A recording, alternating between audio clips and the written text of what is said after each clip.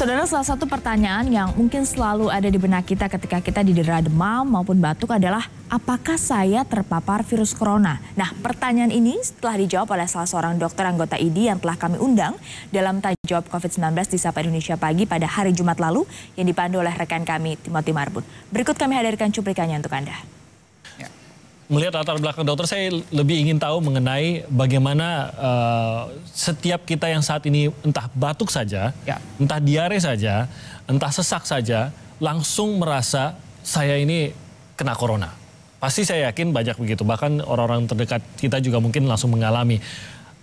Apakah benar pendekatan seperti ini, Dok? Kalau saya batuk saja, saya harus mencurigai bahwa saya ini terkena corona.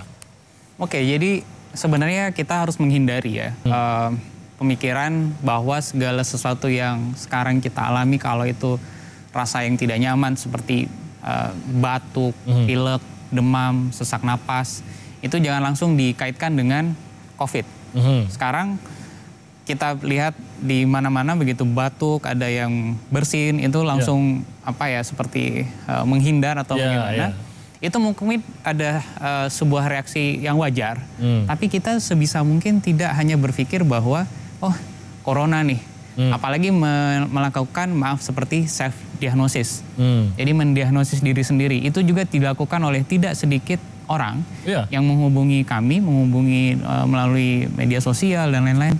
Mereka menyatakan, Dok, apakah ini saya bukan sakit corona, bukan COVID, bukan apa, udah batuk beberapa hari, ada demam beberapa hari.